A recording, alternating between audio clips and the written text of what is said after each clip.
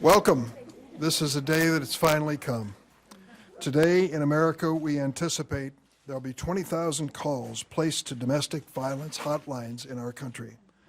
And that's because in the next minute, 60 seconds, we can expect nearly 20 people in America to be physically abused by an intimate partner in our country.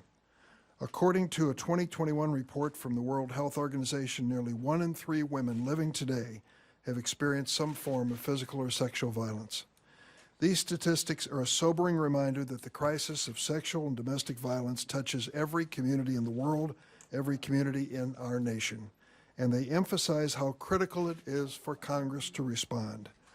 Today you see before you an amazing gathering, bipartisan gathering, of women and men in the United States Senate who are determined to make a difference and to reauthorize the Violence Against Women Act.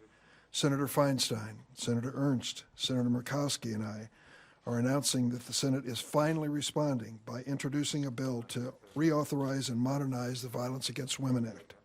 Since its enactment in 1994, the Violence Against Women Act, or VAWA, has transformed the way we address domestic and sexual violence in America. It is a life-saving law that aims to ensure every survivor can reach a lifeline in a moment of crisis. Our VAWA Reauthorization Act of 2022, which we'll introduce today, will update and strengthen the law to ensure that it can meet the current needs of survivors, increase prevention, and improve the response to violence.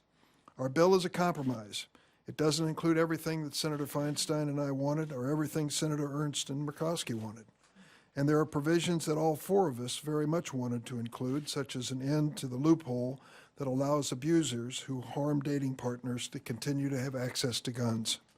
But we agreed that we had to introduce a bill that would both deliver the critical assistance survivors across America need and achieve the necessary bipartisan support and pass the Senate.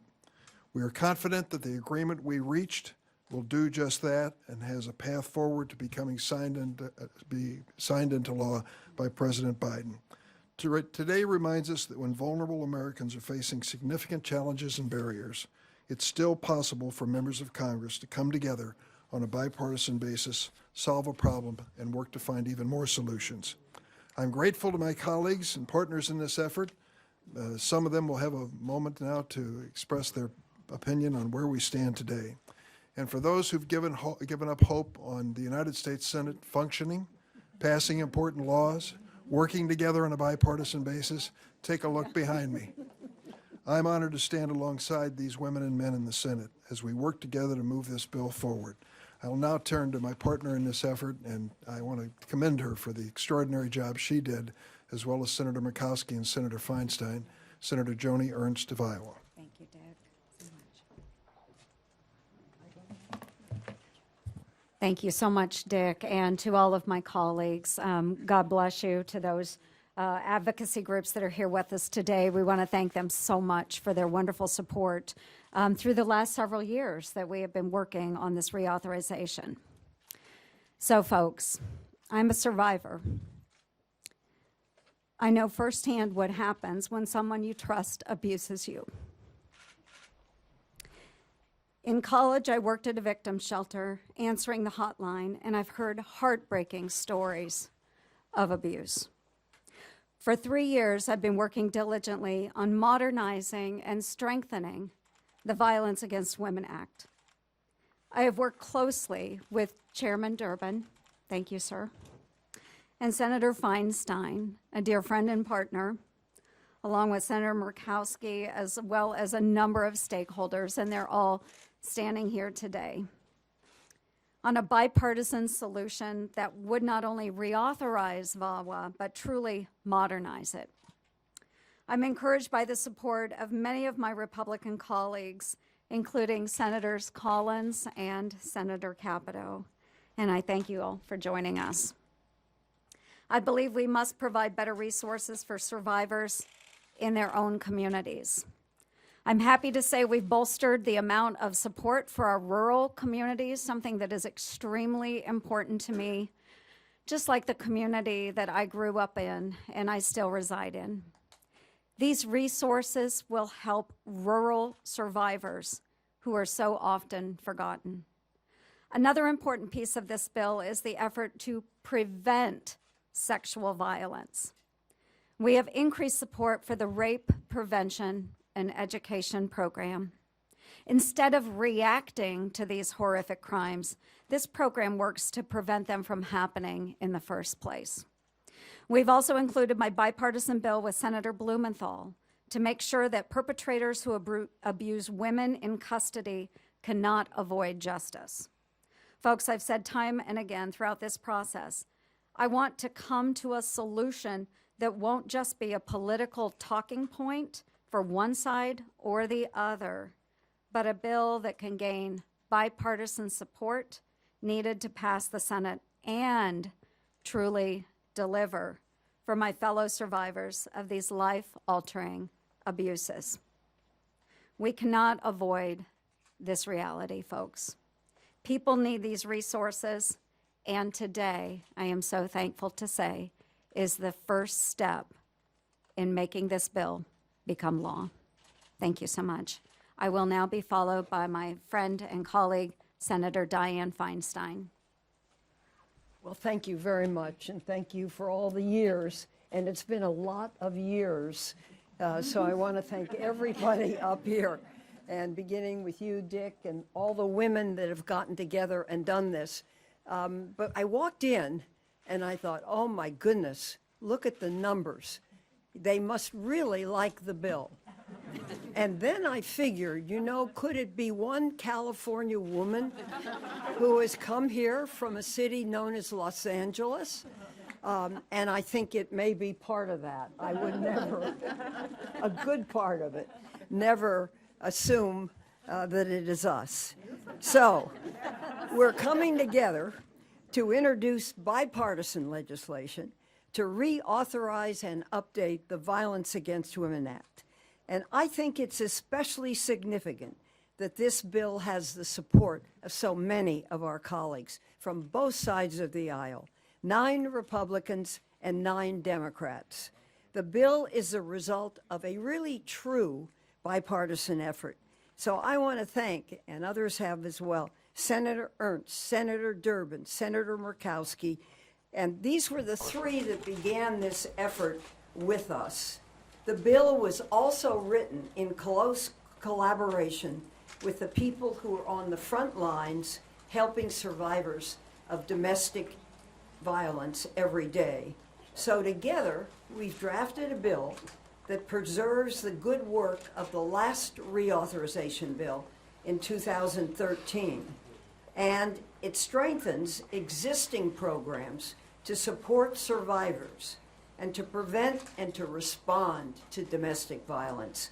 And that's dating violence, it's sexual assault, it's stalking. And to be specific, it enhances and expands services for survivors of domestic violence, including survivors in rural communities, LGBT survivors, survivors with disabilities. It reauthorizes and strengthens the criminal justice response, thank goodness, to domestic violence. We've all seen that, we've all seen the problems, and this aims to do something about it. It makes important improvements to the Justice Department's STOP grant program and improves its ability of individual courts to address instances of domestic violence on federal land, tribal land. And it invests in prevention, education efforts, and will help improve the healthcare system's response to sexual violence. Now, this isn't a perfect bill, and I regret that the boyfriend loophole is not addressed, and many of us have tried very hard to get there.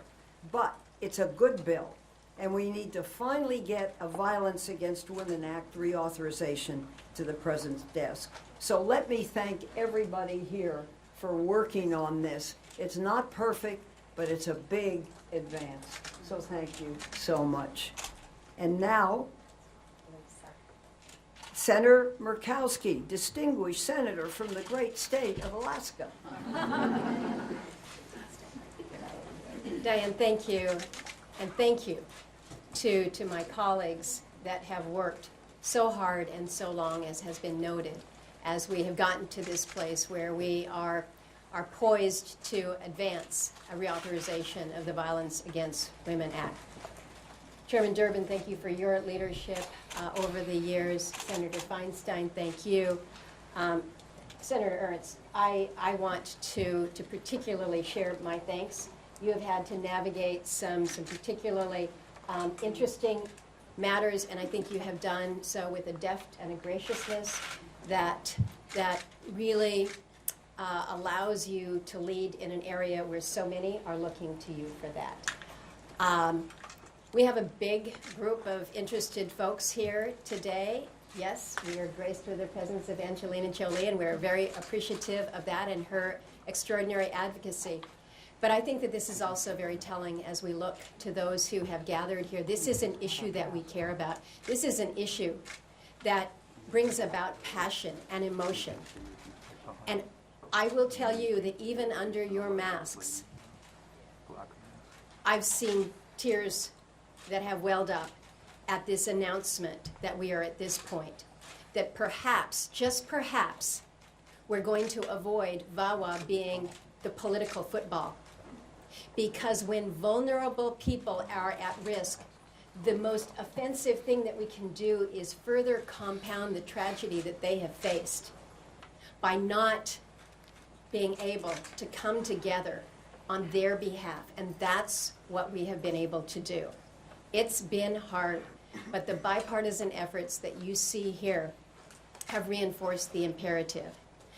I live in a beautiful state, but we have an ongoing crisis of violence in Alaska. More than half of Alaska women surveyed in the 2020 Alaska Victimization Survey have experienced intimate partner violence, sexual violence, or both in their lifetime. It is imperative that we address these matters. It's imperative that we address these issues. I am very proud to have worked on the tribal title contained within this VAWA legislation. In 2013, we recognized the inherent tribal jurisdiction, but we knew that we needed to allow for modernization and expansion, and we have done that within this title.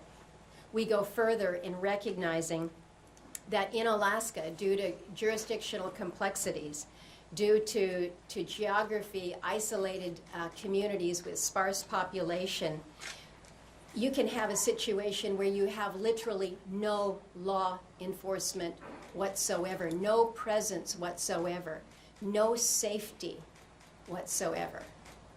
And so being able to address this through our Alaska Public Safety Empowerment Act, recognizing what we do to protect Native women by improving tribal access to federal crime information and databases, what we do to provide additional access for forensic care for all victims of interpersonal violence.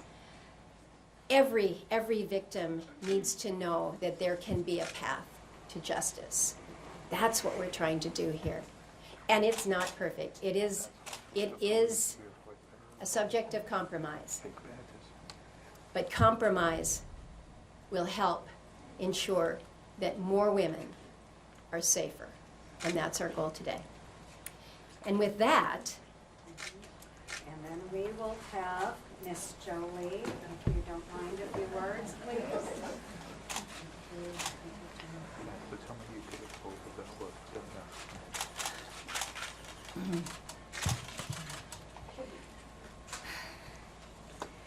Standing here at the center of our nation's power, I can think only of everyone who's been made to feel powerless by their abusers, by a system that failed to protect them. Parents whose children have been murdered by an abusive partner, women who suffered domestic violence yet are not believed, children who've suffered life-altering trauma and post-traumatic stress at the hands of people closest to them. Anyone who's been in those situations will tell you just how far they feel from the power concentrated here in this building. The power to pass laws that might have prevented their pain in the first place. The reason that many people struggle to leave abusive situations is that they've been made to feel worthless. When there is silence from a Congress too busy to renew the Violence Against Women Act for a decade, it reinforces that sense of worthlessness. You think, I guess my abuser's right. I guess I'm not worth very much. That's why passing this law is one of the most important votes U.S. senators will cast this year. The ugly truth is that violence in homes is normalized in our country. Between 4 and 7 children die daily in America from child abuse and neglect, and 800 children have been murdered by a separating parent since 2008. The idea of sovereignty of a family home is being used to abuse the members within it. But victims of abuse in this country who deserve consideration and respect and attention of Congress as much, if not more, than any other crisis we face. As survivors of abuse know all too well, victims of our failed systems are not allowed to be angry. You're supposed to be calm and patient and ask nicely. But you try staying calm when it's as if someone is holding your head underwater and you're drowning. Try to stay calm when you're witnessing someone you love being harmed. Try to stay calm if after you were strangled and you find the courage to come forward, you discover that your chances of proving the abuse are now gone because no one took into account the different ways bruising presents on black and brown skin, and they failed to check properly for signs of injury. I am in awe of the parents who, after the murder of their children, have fought to change the law to protect the next child. Parents like Anna Estevez, mother of Piki, Kathy Sherlock, mother of Caden.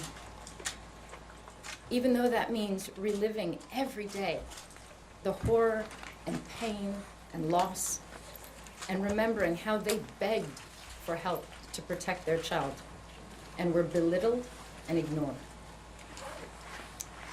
There are people in this room who have suffered abuse and been denied justice, but have worked for years to ensure that this VAWA reauthorization achieves certain basic protections that no survivor should have to ask for, like Caden's Law, or funding for non-racially biased forensic evidence collection, or the jurisdiction to prosecute non-Indian perpetrators of sexual assault, child abuse, and sex trafficking on tribal land.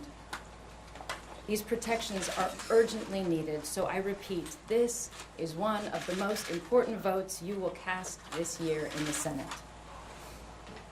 I'm very grateful to the National Task Force to End Sexual Violence and Domestic Violence, and its many members and advocates, including Rachel, Karma, Carrie, Kelby, Condencia, and many others, for all they have done to advance survivor voices and legal protection.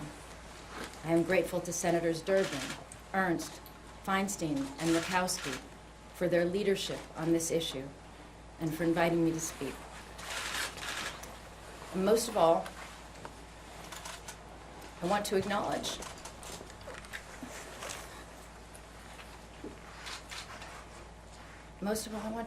the children who are terrified and suffering at this moment, and the many people for whom this legislation comes too late. The women who have suffered through this system with little or no support, who still carry the pain and trauma of their abuse, the young adults who have survived abuse and emerged stronger, not because of the child protective system, but despite it,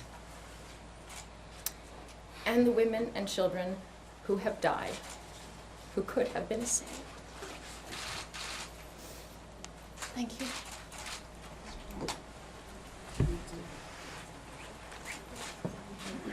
Ruth Glenn.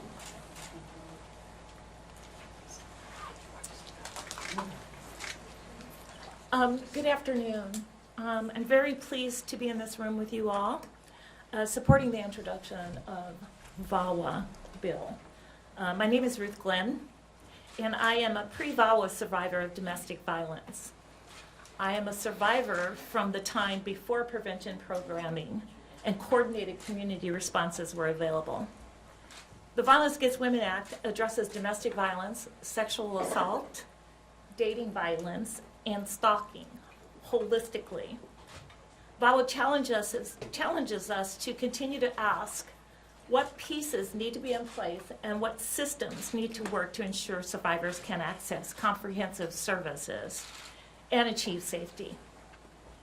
It is the answer to the question what needs to happen to ensure others who are abused do not end up like I did after years of abuse. On the ground, having been shot, bullets in my head and my body. I am now the president of the National Coalition Against Domestic Violence, an organization that proudly amplifies the voices of victims and survivors and the advocates who support them. This VAWA reauthorization recognizes that life is complicated and so is domestic violence. Survivors are not one-dimensional. Individual survivors have different needs and different life circumstances. Some live in rural communities, and others live in urban communities. Some have children, and others do not. Some need housing, some need advocacy, and some need different types and modes of health care. Some survivors reach out to law enforcement. Some don't. They reach out to their communities. Some survivors are young people, some are older adults. Some have disabilities and some do not. This VAWA recognizes that every survivor and their myriad of issues are different. This VAWA will meet survivors where they are with responses and services specific to their needs. NCADV, that's the National Coalition Against Domestic Violence, appreciates the leadership of Senators Feinstein, Ernst, Murkowski, and Durbin, and their teams in introducing the Violence Against Women Reauthorization Act of 2022. NCADV also thanks our fellow members of the National Task Force to End Sexual and Domestic Violence, the NTF. The NTF has been a coalition behind VAWA since its inception. I also want to take a moment to thank the advocates on the ground who have devoted their lives to working with survivors and victims. Advocates are the backbone of this nation's response to gender-based violence. And with this bill, the Senate has committed their support to them as well. Thank you. You're welcome. With that, I would like to introduce my friend and colleague, Monica Johnson.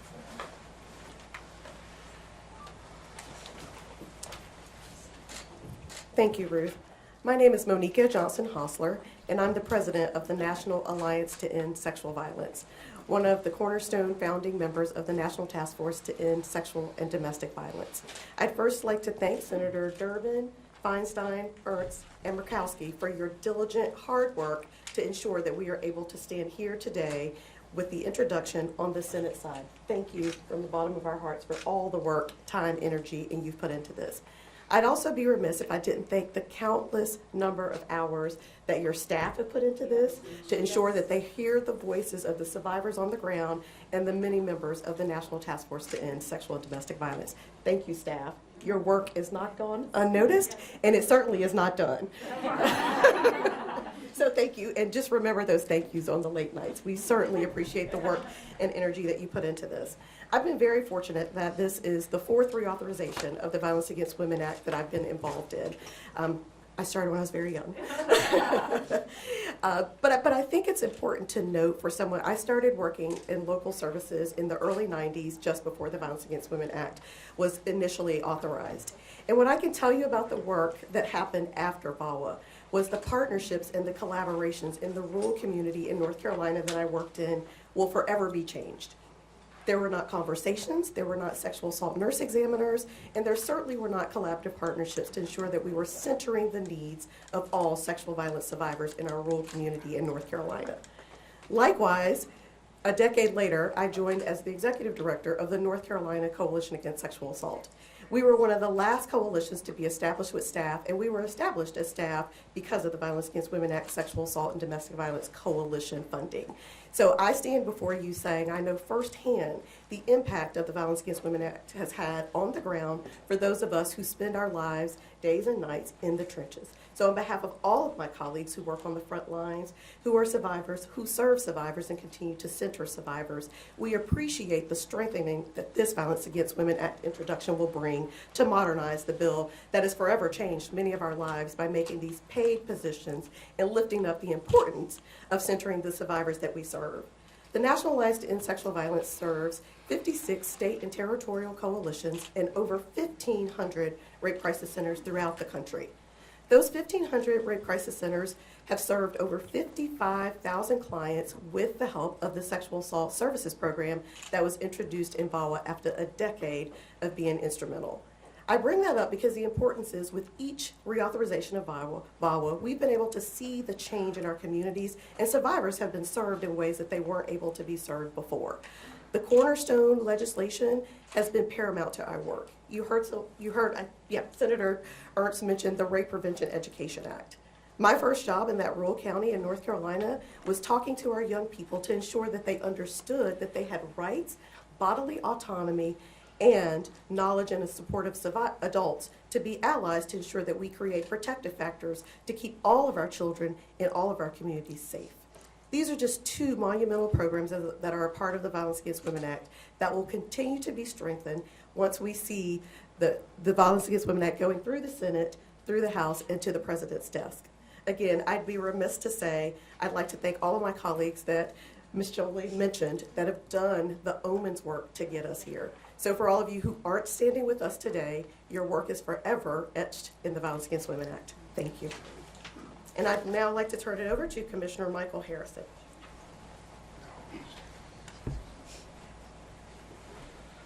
Good afternoon. First, let me start by thanking survivors and advocates for sharing today. To Senator Feinstein, Ernst, Senator Durbin, Senator Murkowski, thank you for the opportunity to participate in today's event on the VAWA Reauthorization Act.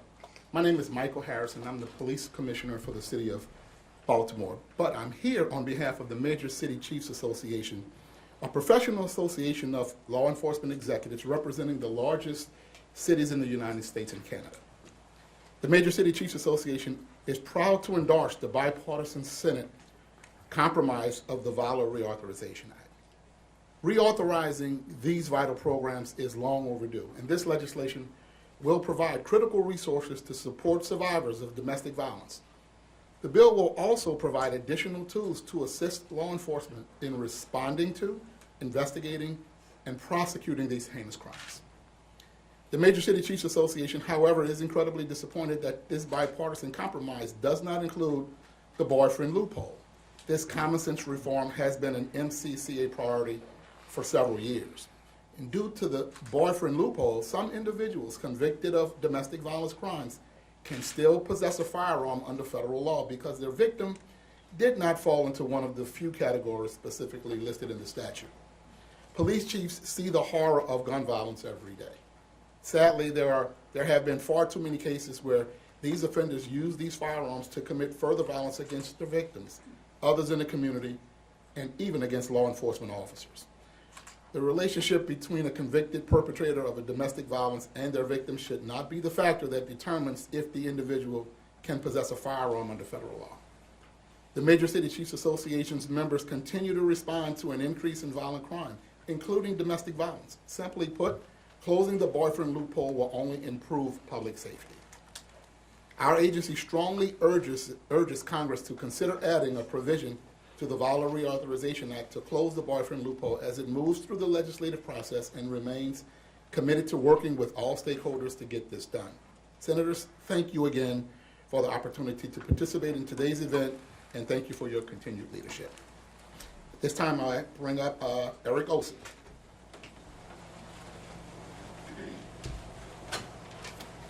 Good afternoon. My name's Eric Olson. I'm a prosecutor in Virginia, and I'm here on behalf of the National District Attorney Association. Monica, I got you beat. I started doing this business in the late 80s. And I can tell you, you're exactly right. The landscape in domestic violence investigations and prosecutions was so different back then. And the landscape changed starting in 1994 with the first authorization of VAWA. So I think it's something to note, the reauthorization here today. NDA would like to thank Senator Ernst, Feinstein, Durbin, Senator Murkowski. Senator Lee, are you here? Leahy. Senator Leahy, I'm sorry. You were a member of NDA, were you not? I was president-elect of NDA, and I gave it up for the glory, for the anonymity. And you miss your old job, don't you? Thank you for leading this bipartisan effort towards reauthorization of the Violence Against Women Act. As a domestic violence and child abuse prosecutor for a long time, I can tell you that over the decades, this act has been essential to combating domestic violence by providing services and resources to victims and supplying the tools to prosecutors and law enforcement officers. I'm 60 years old, you can't do that to me. Someone hit the vote. To prosecutors and law enforcement Not a political. to hold offenders accountable. The power dynamic at the core of domestic violence presents barriers to law enforcement officers and to prosecutors when we're faced with this terrible crime: violence against women, violence within families. We strive to engage survivors of domestic violence in wraparound services. We strive to support them so they feel safe, so they can come forward. And thanks largely to the resources provided by past authorizations of this act, state and local prosecutors are now well trained to strike that delicate balance between victim support and perpetrator accountability. It's not an easy thing to do. We're grateful that this reauthorization will continue to provide that support. For decades, we've tried to place the focus of domestic violence on the perpetrator, the one using the power and control in that relationship. The 2022 Violence Against Women Reauthorization Act takes important steps to ensure that the power is not placed back in the hands of the abuser, but instead empowers victims to take back control of their lives. The new authorization provides funding for innovative practices to support victims within differing jurisdictions. We know that to be the case as prosecutors. Over 50% of the state and local prosecutors are in rural jurisdictions with no resources. It's so important. And we can still ensure that these programs do not hinder or interfere with ongoing criminal investigations into domestic violence.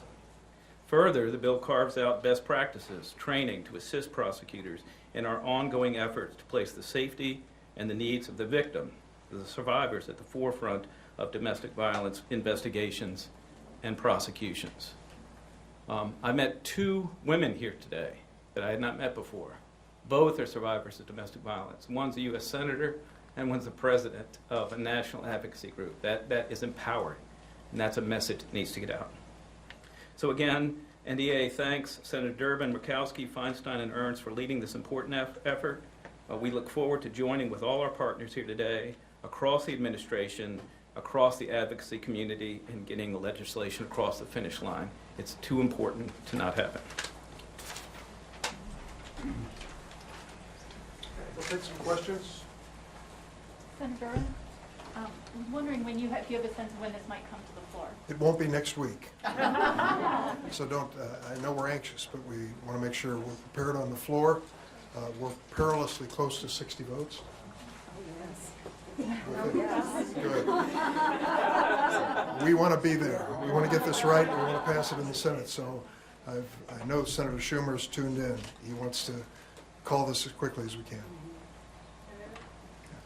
With respect to the boyfriend loophole, since you did have, or closing the boyfriend loophole, since you did have to take it out, are there any plans to bring it up separately? I would like to. I think if we could possibly have a vote on the floor, but we have to work in the context of a Senate with some very arcane rules. And I favor it. I'd like to see a vote on the floor, and we'll press forward, see where we... Ultimately, why couldn't you compromise on that point? Well, you need 60 votes, and in order to get anywhere near 60 votes, that provision became controversial, and we had to measure the remainder of the bill against that provision. It's a tough choice, and we made the choice we thought was right. As I mentioned, I'd like to see a separate opportunity to vote on that measure on the floor. I don't know if we can get it. There's no guarantee.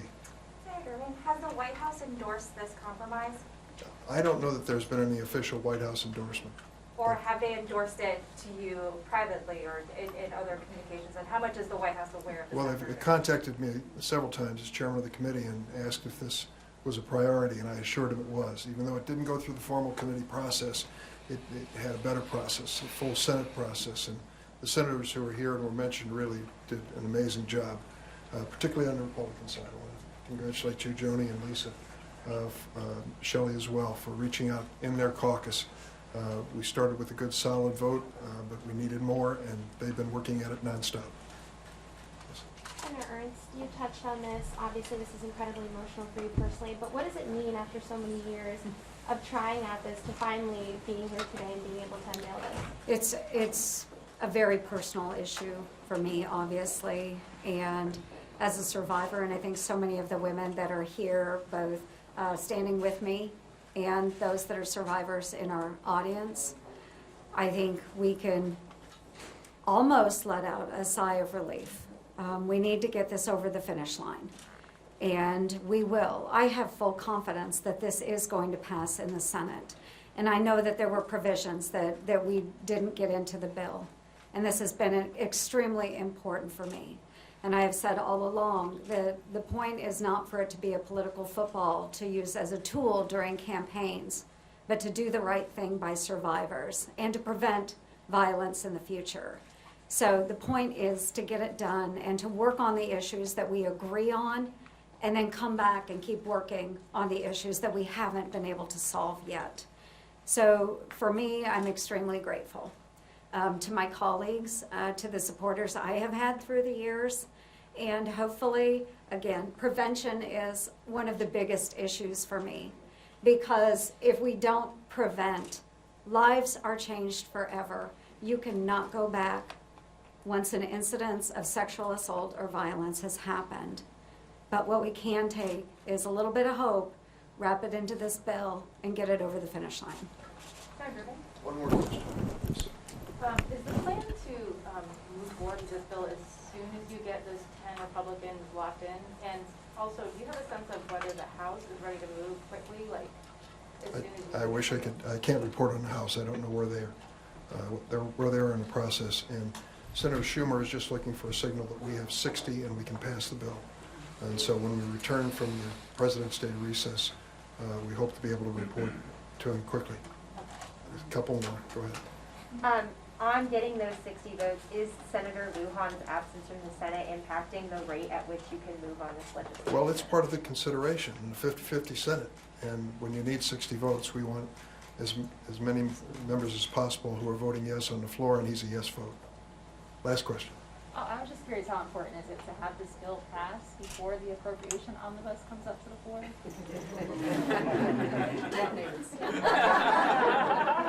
As a member of the Appropriations Committee, I don't want to slow that process down at all, but I don't think it's an either-or situation. We need to do both of them. They're both very, very important. Thanks, everybody. Thank you very much.